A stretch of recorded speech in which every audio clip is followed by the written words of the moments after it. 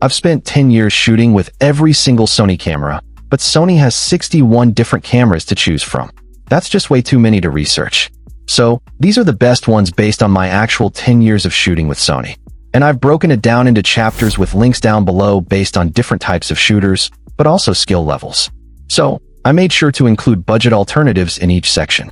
Now, if you're new to Sony cameras or wondering what qualifies something to be the best camera from Sony, it has to have a few of the trademark features that make Sony cameras so great. Music, such as 10 out of 10 autofocus, great low light, high dynamic range for photos and video for editing, but it also cannot have any of the classic Sony issues like overheating or rolling shutter. But most importantly, it has to be a good deal for your money and actually make sense to own. Now, the first type of shooter I want to talk to is the jack of all trades, or the all-rounder. Someone who shoots a bit of everything from street photography to artistic work and even some action. Someone like that needs the Swiss Army knife of cameras. And for this person, I recommend the Sony A75. What makes the A75 perfect for all-rounders is the high-resolution 33-megapixel sensor. But it's not the resolution that makes it special. It's actually a partially stacked sensor that makes it capable of some very impressive features, such as incredible high dynamic range for both photo and video editing. And the colors are extremely consistent and accurate. And I personally love the results I've been getting. But the A75 also has a very fast sensor. For photos, it can do 10 frames per second mechanical shutter, but a blazing fast 30 frames per second electronic shutter mode, also in 14-bit RAW. That makes it basically as fast as video. And this is the same speed you get in a $6,500 Sony A12 or the newest A7 or 6. And again, you're paying less than half the price. But the high-speed shooting is for more than just action. It allows for a new feature called Composite RAW. This lets you shoot up to 16 photos and actually combine them for HDR photos or extremely clean low-light photos. And this is a feature you will not find in other Sony cameras or even other brands at this price. And video in the A75 is just as impressive. You can shoot 4K video up to 60 frames per second without any sort of crop or compromise.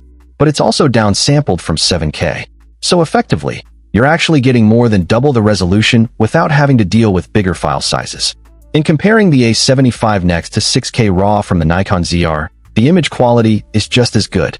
And the A75 can also shoot 4K at 120 frames per second with a crop or full HD without a crop. And of course, the A75 has Slog 3 for the best dynamic range.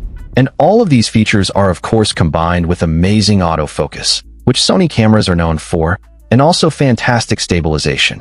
And the stabilization has actually been upgraded to give you almost gimbal-like results when you're walking. Of course, there is a crop, and you can shoot photos at a very slow shutter speed of 1/10th of a second handheld without any issue. And the body of the A75 is actually exactly the same as what you get on a $6,500 Pro camera, including the new hybrid screen that can be a side articulating screen for video shooters or a tilt screen for photo shooters. When it comes to the image quality in the A75 along with the photo and video features, there's really nothing you're missing, and it pretty much is the perfect camera for almost anyone. So, if you want to jump into the Sony ecosystem and have a camera that's going to be with you for 5+ years, the A75 is a great choice.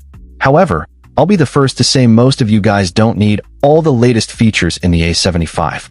So here are two cameras that do 90% of what the A75 does, but for $1,000 less. And that is the A7C II and the A74. They both have the older version of the 33-megapixel sensor in the A75. So, you may not get all the new features, but you get the exact same image quality. However, these cameras do shoot at a slower, but very reasonable 10 frames per second in mechanical shutter.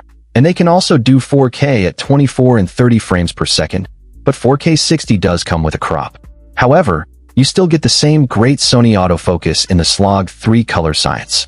Now, the main difference between the A74 and the A7C II, the A74 has a beefy pro-style photography body, and the A7C II is a hybrid travel and content creator style body. So, honestly, if you do want to save some money, because I do encourage people going easy on their wallets and maybe spending a little bit of that money on better lenses or taking a trip somewhere else to shoot, the A74 and the A7C II are really good options.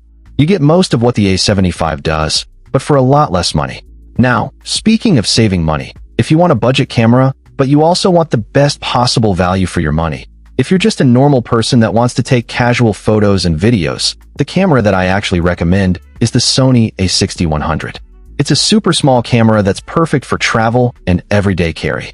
It has a built-in flash for photos, and it also has a tilt screen with touch autofocus as well. The one downside, however, is that it does take the older Sony batteries that are smaller and have less capacity, but you can still get about an hour of non-stop video and about 350 to 400 photos. And these batteries are also very cheap. Now, inside the a6100, you have a 24 megapixel APS-C size sensor, and this provides surprisingly good photo and video quality. Plus, the sensor is also very good in low light. You can shoot photos as high as 10,000 ISO or video as high as 3,200 ISO. Now, every Sony camera does have good autofocus, but the a6100 does have the older Sony autofocus. It's still super fast and accurate, but it only has face and eye detection, and it doesn't have the newest AI-based autofocus for animal, people, cars, insects, and planes. But if you're not shooting those things, it won't really matter. It does not affect the performance of the autofocus. And when you're shooting, the a6100 shoots a very respectable 10 frames per second, which is good enough for most action in both RAW and JPEG, which is just as fast as the more expensive a74 and a7C2. And the a6100 can also shoot for a pretty long time with up to 31 RAW photos or 77 JPEGs, and the a6100 pretty much has everything you need for a casual video shooter. It does 4K at 24 and 30 frames per second, so plenty for vlogs and content creation, but also for epic slow motion with full HD up to 120 frames per second. However, the a6100 doesn't have any type of cinema profile like Slog 2 or 3, and honestly, unless you're planning to do actual color grading, there's really no reason to worry or spend the extra money. But if you do want to color grade, I recommend checking out the a6400 or the ZV-10 Mark I for a few hundred more. Overall, the a6100 is just a super solid starter camera. There's honestly nothing you can get for this price that's a better deal than the a6100 in terms of the technology you get, but also the overall product and the shooting experience. Now, if you're someone that's a content creator, video shooter, or a filmmaker, pretty much everyone and their mother tells you to buy an FX3. But for God's sake, do not buy an FX3. Mainly because the FX3 Mark II is months, if not weeks away. But there's also better options for less money with better features. The first one being the Sony ZV-1. It's basically the FX3 but with better features and a design that makes it 50% cheaper. It does have the very popular 12 megapixel full frame sensor that's terrific for video. And it's also known for having incredibly high ISO performance.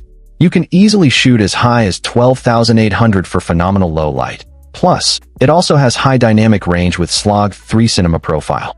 Above all, it can do 4K at 24, 30, 60, all the way to 120 frames per second without any sort of major crop or compromise. And it can also do full HD at 24 all the way to 240 frames per second. It basically has everything you could possibly need for any kind of video work. But here's how the ZV-1 is actually better than the FX3. It actually has the newest AI-based autofocus, which is better and more advanced than the FX3 autofocus, which only has face and eye recognition. But the ZV-1 has full AI autofocus with people, animal, cars, insects, planes, and the list goes on. On top of that, it also has better stabilization with active dynamic stabilization that is almost as good as a gimbal. And the ZV-1 can also shoot photos at 10 frames per second. However, it's electronic shutter only, and 12 megapixels of resolution may not be ideal for photos. The main difference between the FX3 and the ZV-1 is the body. The FX3 has a metal body with built-in mounting points, an XLR top handle for better audio, plus a built-in cooling fan. The ZV-1 is cheaper because it uses a plastic body with a simplified design for creators and videographers instead of professional crews. And honestly, if you're not working on professional sets or with a crew, the ZV-1 is actually a lot better because it's easier to use. And you can also add your own cooling fan to the ZV-1. This will actually give you unlimited runtime and will not give you any overheating issues. And this method is also officially supported by Sony, so it 100% works. So, if you want amazing video quality without having to spend a ton of money on a professional cinema camera, the ZV-1 is a much better use of your money. And it's also much more user-friendly for content creators and young filmmakers.